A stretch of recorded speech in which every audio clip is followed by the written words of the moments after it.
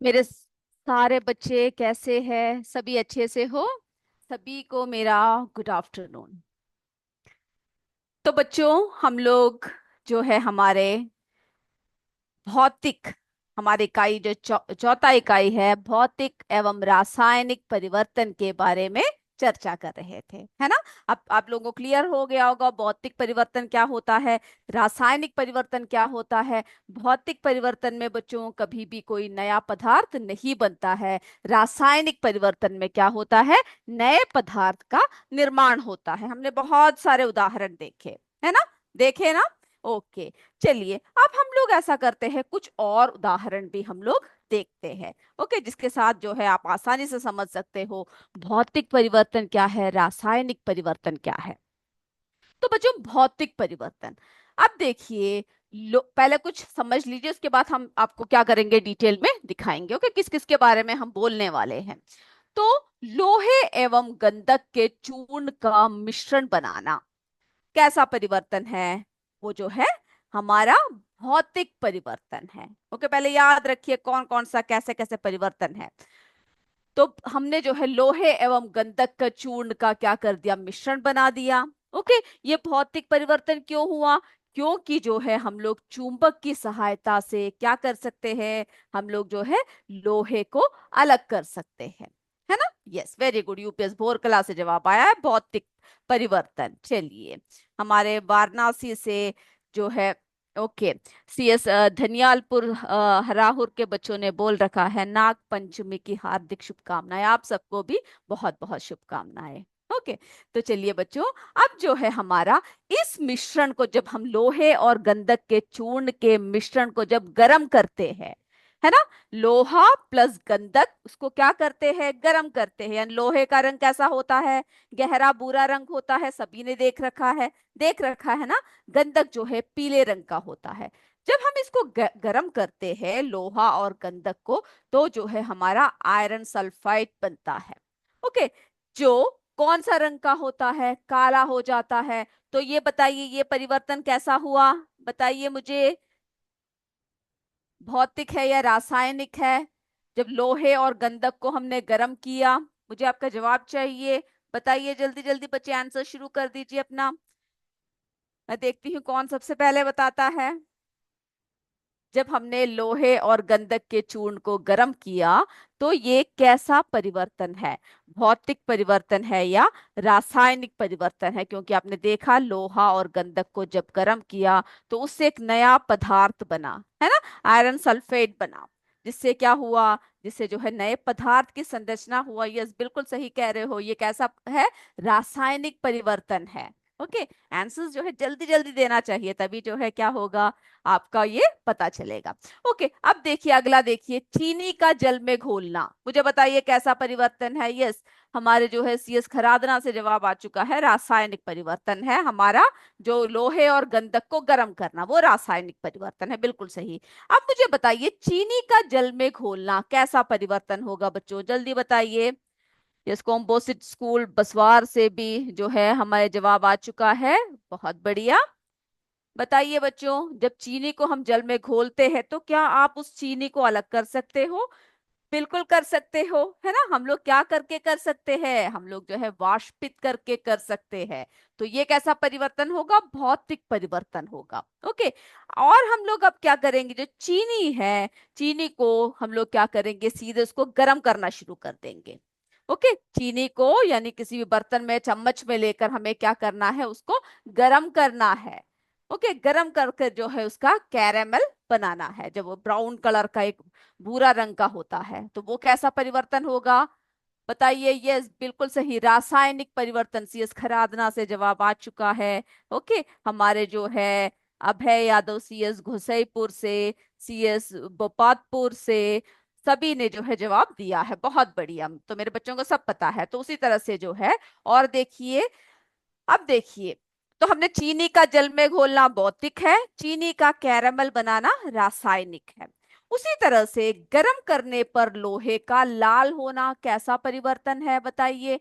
भौतिक है, क्योंकि ठंडे होने पर वो अपनी पूर्व स्थिति में आ जाता है। लेकिन अगर लोहे में जंग लग गया तो वो कैसा परिवर्तन होगा? रासायनिक परिवर्तन। अब इसको जो है हम एक और बार आपको सही से दिखा देते हैं, ताकि मेरे सारे बच्चों को सारे बातें जो है क्या हो जाए, क्लियर हो जाए। ओके, ध्यान से देखिएगा। अभी आपको सिर्फ इसमें इतना पता लगाना है कौन सा कैसा परिवर्तन है।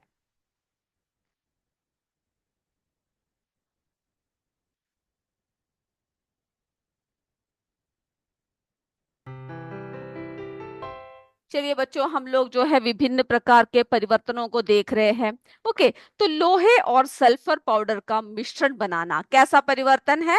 भौतिक परिवर्तन है। कैसा परिवर्तन है बच्चों? भौतिक परिवर्तन है। क्योंकि जब हम लोग क्या करते हैं, लोहे और गंधक के चूर्ण को पहले क्या करते हैं, आपस में मिला दिया, है ना, तो वे एक साथ आ जाते हैं, लेकिन उनके रासायनिक गुण कैसा रहता है? समान रहता है। इसका मतलब है कि वे एक दूसरे के साथ प्रतिक्रिया नहीं करते हैं। और उन्हें देखिए, चुंबक लगाकर हम लोग क्या कर सकते हैं, इस लोहे को क्या कर सकते हैं, अलग कर सकते हैं। ओके, तो ये कैसा परीक्षण है बच्चों? ये कैसा परिवर्तन है? ये हमारा भौतिक परिवर्तन है। ओके, अब देखिए, लोहे और सल्फर पाउडर को गर्म करना। अब हमने क्या कर दिया, इन दोनों को गर्म कर दिया, तो कैसा परिवर्तन हुआ? रासायनिक परिवर्तन हुआ। ओके, जब इस मिश्रण को गर्म किया जाता है तो लोहे और सल्फर क्या होता है, दोनों को हमने क्या कर दिया, गर्म कर दिया। ओके, दोनों को एक साथ मिलाकर हम जो है इसको गर्म कर रहे हैं। तो इस अभिक्रिया में क्या होते हैं, एक नया पदार्थ जो आयरन सल्फाइड जो है वो बनता है। और आयरन सल्फाइड के गुण लोहे और सल्फर से भिन्न होते हैं। ओके, और इनको जो है हम लोग क्या नहीं कर सकते, चुंबकों से भी अलग नहीं किया जाता। इसीलिए नया पदार्थ बना। और ये परिवर्तन कैसा हुआ, बताइए मुझे? बिल्कुल सही, रासायनिक परिवर्तन। ओके, हमारी खरादना के बच्चे बोल रहे हैं, हमारी जो है सीमा रावत जी बोल रही है, यूपीएस बिहारा के बच्चे बोल रहे हैं। ओके, कानपुर के बच्चे, पीली कोटी के बच्चे, सभी जो है हमें यूपीएस बिहारा, सारे बच्चे बिल्कुल सही सही जवाब दे रहे। तो ये बातें आपको क्लियर हो गया? ओके, बहुत बढ़िया। अब देखिए, हमने आपसे कहा पानी में चीनी घोलना। पानी लिया और पानी में हम क्या कर रहे हैं बच्चों, चीनी को घोल रहे हैं। आप लोग बनाते हो ना, शरबत सब बनाते हो, बहुत अच्छा लगता है गर्मियों में सब पीने में, है ना, बहुत राहत मिलती है हमें। तो पानी को क्या करते हैं, यानी चीनी में, या सॉरी, पानी में जो है चीनी को जब हम घोल देते हैं तो वो कैसा परिवर्तन होता है? रासायनिक परिवर्तन होता है ना। कैसा परिवर्तन होता है वो? सॉरी, भौतिक परिवर्तन होता है। ओके, कैसा होता है? वो जो है भौतिक परिवर्तन होता है। क्यों, कोई फर्क पड़ता है क्या? नहीं, क्योंकि हम जो है वाष्पीकृत करके उस चीनी को अलग कर सकते हैं। तो जब चीनी को पानी में मिलाया जाता है तो चीनी के अणु पानी के अणुओं के बीच फैल जाते हैं और एक मीठा घोल बन जाता है ना। ये कैसा परिवर्तन है? भौतिक परिवर्तन है। क्योंकि चीनी के अणुओं और की जो रासायनिक संरचना है उसमें कोई परिवर्तन नहीं होता है। ओके, तो ये बात समझ में आ गया आप लोगों को? चलिए, बहुत बढ़िया। अब देखिए, चीनी जलाना, यानी अब हम लोग क्या करने वाले हैं, चीनी को गर्म करने वाले हैं। तो ये कैसा परिवर्तन होगा? ये जो है रासायनिक परिवर्तन होगा, है ना। देखिए, इसका रंग बदल गया, है ना। हमने इसका जो है कैरामल बना दिया तो उसका जो है रंग बदल गया। जब चीनी को जलाया जाता है तो उसमें एक रासायनिक परिवर्तन होता है। गर्मी के कारण चीनी के अणु टूटकर नए, है ना, यानी कड़वे स्वाद वाले यौगिक बनाते हैं। इस प्रक्रिया को हम लोग जो है कैरमलाइजेशन कहते हैं। ओके, यानी इसमें कैरामल बन गया और रंग बदल गया। वापस हम इसको क्या नहीं कर सकते, चीनी में नहीं बदल सकते। यस, के यूपीएस कमौली के बच्चे बोल रहे हैं रासायनिक परिवर्तन, है ना। हमारी जो है निशा मेरी, कौन सा स्कूल है लिखा नहीं है, चीनी को जलाना रासायनिक परिवर्तन, बिल्कुल सही कहा। ओके, चलिए अब देखिए, हम आपसे बोल रहे थे गर्म करने पर लोहा कैसा हो जाता है बच्चों? लाल हो जाता है। किस तरह, किस रंग का हो जाता है? लाल रंग का हो जाता है। लेकिन उसको फिर हम क्या कर सकते हैं, उसको ठंडा करने पर वो अपने पूर्ण रूप में आ जाता है। ओके, तो गर्म करने पर लोहे का लाल होना कैसा है? भौतिक परिवर्तन है। लोहे को गर्म करने पर उसका रंग लाल हो जाता है, लेकिन उसकी रासायनिक संरचना नहीं बदलती है ना। यह एक उत्क्रमणीय परिवर्तन है जिसको हम लोग वापस ले सकते हैं, रिवर्स कर सकते हैं। अर्थात ठंडा होने पर लोहा अपने सामान्य रंग में वापस आ जाता है। तो अब आपसे कोई पूछे लोहे को गर्म करना कैसा परिवर्तन है, तो मेरे बच्चे क्या बताएंगे?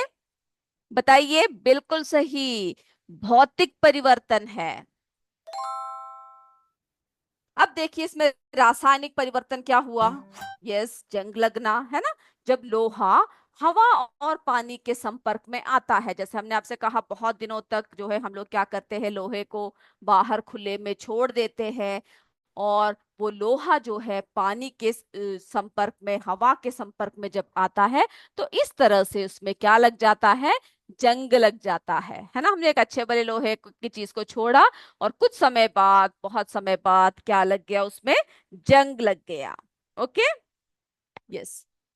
अब जो है जब जंग लग जाता है, तो संक्षारण एक रासायनिक परिवर्तन है, क्योंकि इस प्रक्रिया में लोहे ने क्या किया? ऑक्सीजन के साथ अभिक्रिया किया। ओके, ऑक्सीजन के साथ अभिक्रिया करके आयरन ऑक्साइड नामक नया पदार्थ बनाता है, जो कैसे नहीं कर सकते, उसको हम वापस नहीं कर सकते। यह एक अपरिवर्तनीय परिवर्तन है, जिसका अर्थ है कि जंग लगने के बाद लोहा जो है अपनी मूल अवस्था में वापस नहीं आ सकता है। तो ये कैसा परिवर्तन हुआ? जंग लगना, रासायनिक परिवर्तन। ओके, मेरे बच्चों को यहां तक समझ में आ गया कौन कौन सा परिवर्तन क्या है? ओके, चलिए, तो इसको जो है आपको क्या करना है? अच्छे से याद रखना है। चलिए बच्चों, तो हमने जो है ये सारी बातें हमने क्लियर कर दिया है। अब हमें जो है क्या करना है? भौतिक परिवर्तन और रासायनिक परिवर्तन में हमें क्या देखना है? अंतर क्या है? आप लोगों को पता लग गया होगा, इतनी सारी बातें हमने बता दिया आप लोगों को, है ना, कि अब आपको पता लग गया होगा कि अंतर क्या होता है इन दोनों में। तो ये जो है अंतर, ये देखिए आपके किताब में एक तालिका है 4.3, इसमें बहुत दे रखा है दोनों में, है ना। दोनों में क्या अंतर है, किस तरह से अंतर स्पष्ट किया गया है, ये आप लोग पढ़ भी चुके होंगे। जिन बच्चों ने नहीं लिखा है उन्हें लिखना भी है, क्योंकि एक क्वेश्चन का आंसर ये भी है और एग्जाम में जो है हमेशा पूछा भी जाता है। ओके, इसको जो है एक साथ लिखकर याद रखना है, आपको हमेशा पूछा जाता है। ओके, तो बच्चों, भौतिक परिवर्तन वह परिवर्तन जिसमें परिवर्तन के पश्चात पदार्थ को पुनः पूर्व अवस्था से प्राप्त किया जा सके, वो भौतिक परिवर्तन है ना। मेरे बच्चे अभी तक समझ चुके हैं क्या भौतिक है और कौन सा परिवर्तन रासायनिक है। ओके, अब देखिए रासायनिक परिवर्तन क्या होगा? वह परिवर्तन जिसमें परिवर्तन के पश्चात पदार्थ को पुनः पूर्व अवस्था में आसानी से प्राप्त नहीं किया जा सकता, है ना।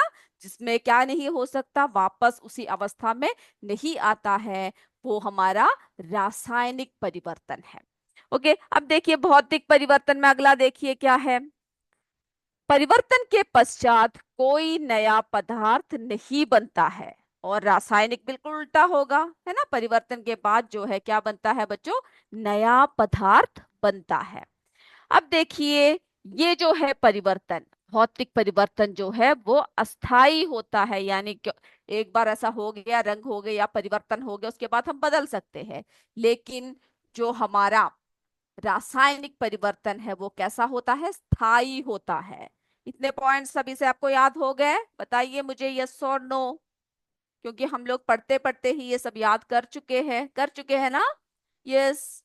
ओके, हमारे जो है बच्चे हमें दिखा रहे हैं कि यूपीएस पिंट्रा से नोट्स लिखा हुआ, बहुत बढ़िया।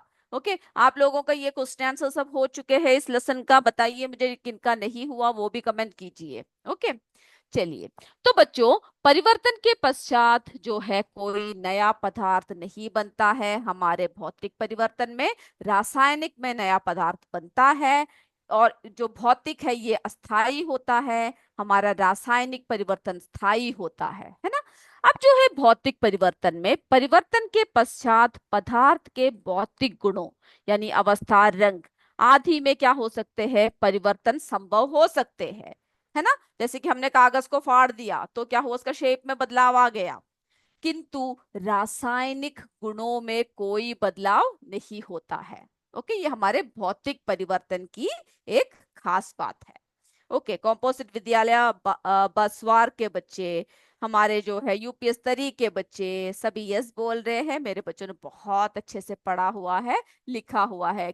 हमारे यूपीएस गजापुर के बच्चे, है ना, सीएस खरादना के बच्चे, सभी बच्चे बहुत बढ़िया। ओके, चलिए हो गया बोल रहे, यस क्वेश्चन आंसर हो चुका है, बहुत लोगों का, सभी का हो चुका है एक तरफ से, है ना, सीएस खानपुर, खरादना। चलिए हमें समय होगा तो जरा हम लोग से बोलते हुए जाएंगे, आपका जिनका नहीं हुआ वो कर सकते हो, नहीं तो आप देख सकते हो। ओके, तो बच्चों भौतिक परिवर्तन सामान्यतः उत्क्रमणीय होता है। ओके, और रासायनिक परिवर्तन सामान्यतः कैसा होता है, अनुत्क्रमणीय होता है, यानी इसको जो है हम लोग रिवर्स कर सकते हैं, बदल सकते हैं भौतिक परिवर्तन को, लेकिन जो है हम लोग रासायनिक परिवर्तन क्या नहीं कर सकते, वापस उसी अवस्था में नहीं लेकर आ सकते हैं। तो ये तालिका आपको क्लियर हो गया। अब जो है हमारे एक और छोटा सा टॉपिक बचा हुआ है, लास्ट टॉपिक है क्रिस्टलीकरण। ओके, वो भी जरा समझ लीजिए क्या होता है। तो बच्चों यह एक ठोस पदार्थ को क्रिस्टल के रूप में विलयन से अलग करने की प्रक्रिया होती है। क्या है, क्रिस्टलीकरण। ओके, इसका उपयोग क्यों करते हैं, इसका उपयोग जो है शुद्धिकरण प्रक्रिया के रूप में किया जाता है, जिससे क्या होता है, जिसमें किसी ठोस पदार्थ को घोलकर उसे शुद्ध करने के लिए क्या करते हैं, क्रिस्टल के रूप में पुनः क्रिस्टलीकृत किया जाता है। ओके, फिर से हम लोग क्या करते हैं, उसका क्रिस्टल का रूप बना देते हैं। ओके, यहां तक क्लियर है मेरे बच्चों को। ओके, यस बोल रहे हैं मोहालपुर मोलनापुर से, सीएस खरादना से, यूपीएस डोमेला के बच्चे। ओके, हमारे कॉम्पोजिट विद्यालय कुटुपुर के बच्चे सभी यस बोल रहे हैं, बहुत बढ़िया। ओके, आप बहुत अच्छे बच्चे हो, बहुत ध्यान से बैठने वाले बच्चे हो, सभी बहुत अच्छे से पढ़ते हो, है ना, ये बहुत खुशी की बात है। चलिए बच्चों, अब देखिए हम लोग जो है किस तरह से करते हैं क्रिस्टलीकरण, कई बार पूछा जाता है कि कैसे जो है इसको करते हैं। तो कॉपर सल्फेट के से हम लोग जो है किस तरह से क्रिस्टल को प्राप्त करते हैं, इसमें क्या करते हैं, एक बीकर लेंगे, कोई भी एक बर्तन लेंगे, उसमें पानी डालना है और उसमें जो है कुछ बूंद सल्फ्यूरिक अम्ल की डालना है। फिर क्या करना है, हमें जल को गर्म करना है। ओके, अब जब जल उबलना शुरू हो जाएगा तो हमें क्या करना है, कॉपर सल्फेट का जो चूर्ण है उसको डालते जाना है। ओके, चम्मच की सहायता से घोलते जाए जब तक वो घुलना बंद ना हो जाए। ओके, जब तक वो घुलना बंद ना हो जाए हमें क्या करना है, कॉपर सल्फेट का चूर्ण जो है इसमें डालना है। उसके बाद फिर क्या करना है, उसके बाद एक अन्य बीकर में हमें जो है इस विलयन को क्या करना है, फिल्टर कर लेना है, छान लेना है। ओके, और हमें एक बात का ध्यान रखना है कि बिल्कुल हमें इसको हिलाना डुलाना नहीं है, बिल्कुल क्या करना है, छान लेना है और कुछ समय यानी कुछ दिन के लिए इसको क्या करना है, अलग रखना है। ओके, और कुछ दिनों बाद हमें दिखाई देगा कि ये जो जो हमें किस क्या प्राप्त होगा, इससे क्रिस्टल प्राप्त करना है ना। तो कॉपर सल्फेट के क्रिस्टल जो है बीकर के कहां पर, तरी में बैठे हुए दिखाई देंगे। ओके, तो क्रिस्टलीकरण भी क्या है, एक भौतिक परिवर्तन है, जिसको हम लोग क्या कर सकते हैं, ये देखिए क्रिस्टल्स है ना, कितने सुंदर लग रहे हैं, एकदम प्योर फॉर्म है। तो हम लोग जो है सामान्यतः प्रत्येक रासायनिक पदार्थ के क्रिस्टलों को एक विशिष्ट आकृति होती है जो उसकी विशिष्ट पहचान भी बनाती है। ओके, तो इससे जो है हम लोग क्या कर सकते हैं, क्रिस्टलीकरण का प्रक्रिया क्या होता है उसको आपको समझना है कि जो आपने जैसे कि अपने छठवें कक्षा में भी पढ़ रखा है ना, कि जल को वाष्पित करके हम लोग क्या करते हैं, नमक बनाते हैं, है ना, गुड़ बनाने की प्रक्रिया सब देख रखा है। तो किसी भी पदार्थ के शुद्ध तथा उसके बड़े साइज को यानी आमाप के, है ना, क्रिस्टल के विलयन हम लोग क्या कर सकते हैं, प्राप्त कर सकते हैं। ओके बच्चों, तो ये था हमारा चैप्टर का पूरा, हमने जो जो आपको पॉइंट सब बता रखे हैं, आपको क्या करना है, अच्छे से याद करना है। ओके, और कोई भी डाउट होने से आप लोग क्या कर सकते हो, आप लोग जो है पूछ सकते हो। मैं उम्मीद कर रही हूँ मेरे बच्चों को ये सारी बातें समझ में आ चुका है, सब यस बोल रहे हैं, बहुत बढ़िया। नहीं बच्चों, आज एमसीक्यू नहीं होगा, एमसीक्यू हमारे लास्ट क्लास में होगा। ओके, अब हम लोग जो है, आप लोगों का एक्सरसाइज क्वेश्चंस हो गया है बोला है, फिर भी हम क्या करते हैं, थोड़े से प्रश्न आपको दिखा देते हैं, आप लोग जरा देख लीजिए। ओके, तो देखिए बच्चों, सारे प्रश्नों के उत्तर आप आसानी से दे सकते हो, है ना। तो देखिए पहला ये देखिए, यानी प्रश्नों के उत्तर आप जरा देखते हुए जाइए, जिनका हो चुका है वो देखते हुए जाइए। परिवर्तन कितने प्रकार के होते हैं, बिल्कुल आसान है, परिवर्तन दो प्रकार के होते हैं, भौतिक परिवर्तन, रासायनिक परिवर्तन। ओके, दो प्रकार के, भौतिक परिवर्तन, रासायनिक परिवर्तन, ये मेरे बताने की जरूरत नहीं है, आप लोग जो है सीधा अभी ये लिख चुके होंगे, ये आपको ये बात पता है। ओके, अगला प्रश्न जरा देख लेते हैं। ओके, जिनका हो चुका है वो दोबारा उसको लिखने की जरूरत नहीं है। ओके, चलिए, मेरे बच्चों को सुनाई दे रहा है मैं जो बात कर रही हूँ। ओके, यस, यूपीएस डोमेला बहुत अच्छा लग रहा है, यस बहुत बढ़िया, मेरे बच्चे जो है अच्छे से पढ़ेंगे तो मुझे भी बहुत खुशी होगी। ओके, चलिए, यस, सारे बच्चे जवाब, तो जब मैं आपको प्रश्न दिखा रही हूँ, आप लोग जरा देखिए स्क्रीन में, और आप अपने आप जवाब दीजिए। ओके, और आप देखिए कि आप जो जवाब दे रहे हो वो सही है या नहीं। अब देखिए बच्चों, कच्चे आम का पकना कौन सा परिवर्तन है तथा क्यों, बताइए मुझे, जल्दी जल्दी वहां बैठ गए आंसर्स दीजिए, मैं जरा देखती हूँ मेरे बच्चे क्या बता रहे हैं। यस, यूपीएस जो है भोरकला के बच्चे, अदिति विश्वकर्मा बोल रही है, हमारे सीएस खरादना से बच्चे बोल चुके हैं रासायनिक परिवर्तन, बिल्कुल सही, कच्चे आम का पकना रासायनिक परिवर्तन है, क्योंकि एक बार पकने के बाद हम लोग क्या नहीं कर सकते, दोबारा उसे कच्चा नहीं कर सकते हैं क्या, नहीं कर सकते, है ना। तो ये कैसा परिवर्तन है, रासायनिक परिवर्तन। ओके, अब जो भी परिवर्तन आपको एग्जाम में दिया जाए, उस परिवर्तन को देखना है आपको, क्या उससे कोई नया पदार्थ बनता है, ओके, नहीं बनता, या बनता है, कैसा परिवर्तन है, रासायनिक है या फिर हमारा भौतिक है, ये सब जो है आप लोग अब आसानी से बोल सकते हो, बोल सकते हो ना। ओके, और ये देखिए एक और प्रश्न यहाँ पर आया हुआ है, भौतिक तथा रासायनिक परिवर्तन के अंतर उदाहरण समेत लिखिए। तो अभी हमने जो आपको बताया, आपके किताब में जो 4.3 तालिका है, उसमें से आप लोग उसका अंतर को लिख सकते हो, पढ़ सकते हो, और उदाहरण समेत आपको जो है क्या करना है, याद करना, बहुत सारे उदाहरण आपके सामने है। ओके, तो आप लोगों को जो आसान लगे उदाहरण, उसके साथ आपको क्या करना है, याद रखना है। अब देखिए बच्चों, ऊष्मा अवशोषित होने पर दो परिवर्तन लिखिए, यानी दो परिवर्तन लिखने को कहा गया है। तो ये जो है दो परिवर्तन, ऊष्मा के अवशोषित होने पर बहुत सारे परिवर्तन पड़े हुए हैं, इसमें से कोई दो लिखना है। तो मैग्नीशियम प्लस ऑक्सीजन जब क्रिया करते हैं तो मैग्नीशियम ऑक्साइड बनता है ना। और ये जो है मैग्नीशियम ऑक्साइड जो जल के साथ जब क्रिया करता है तो मैग्नीशियम हाइड्रोक्साइड बनता है। ओके, तो इसको क्या करना है, आपको याद करना है। Okay, magnesium, okay, 2Mg plus O2 oxygen, दोनों मिलकर क्या बन गए, मैग्नीशियम ऑक्साइड बन गए। और मैग्नीशियम ऑक्साइड जो ऑक्साइड है वो जब जल के साथ क्रिया करता है तो जो है मैग्नीशियम हाइड्रोक्साइड बनता है। ओके, तो इसको आपको याद करना है, और इन दोनों प्रक्रिया में क्या होता है बच्चों, ऊष्मा का अवशोषण होता है। ओके, और भी आप उदाहरण लिख सकते हो। अब देखिए ये क्वेश्चन फिर से आया हुआ है, जो अभी हमने आपको बताया था, क्रिस्टलीकरण से आप क्या समझते हो, है ना, क्या समझते हैं, फिटकरी से क्रिस्टल कैसे बनाएंगे। तो क्रिस्टलीकरण जैसे ही आएगा, आप लोग क्या बोलना है, आपको क्या लिखना है, बताइए मुझे। यस, हमारे यूपीएस भोरकला के बच्चे बोल रहे हैं, अदिति सब बोल रहे हैं, बहुत बढ़िया। ओके, सारे बच्चे जवाब दे रहे हैं, है ना। यस, ओके, क्वेश्चन 2 को जरा रिपीट करने के लिए बोला है खरादना के बच्चों ने, हम लोग जरा देखते हैं कौन सा प्रश्न है, प्रश्न 2। चलिए जरा देख लीजिए बच्चों, ये हमारा प्रश्न 1 था, ये हमारा 2 है ना। दूसरा प्रश्न क्या है, कच्चे आम का पकना कौन सा परिवर्तन है, या बुक में ही इसके सामने लिख लीजिए, रासायनिक परिवर्तन, क्यों, क्योंकि जो है दोबारा उसको वापस नहीं लेकर आ सकते हैं, क्या दोबारा उसको कच्चा बना सकते हो, नहीं कर सकते हो। Okay, okay, UPS Bhorkala, yes Kharadna हो गया आपका।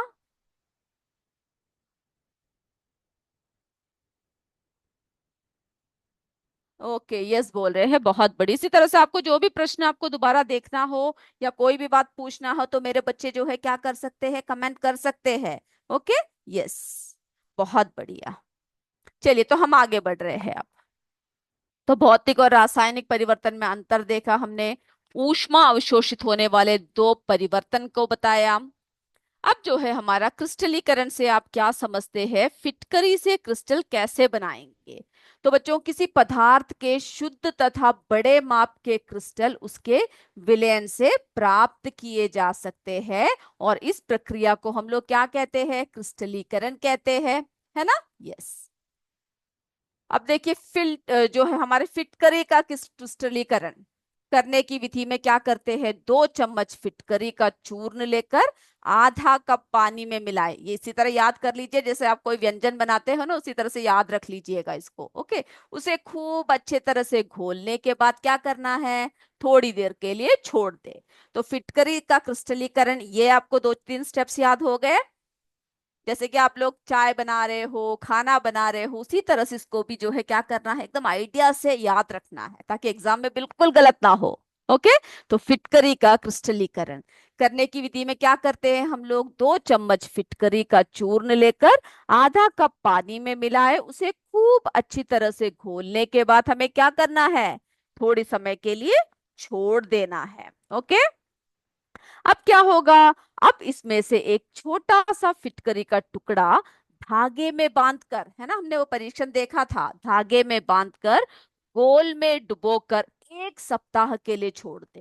कितने सप्ताह के लिए छोड़ने के लिए कहा गया है, 1 सप्ताह के लिए जो है छोड़ दे। ओके, अब सुनते जाइए इसको।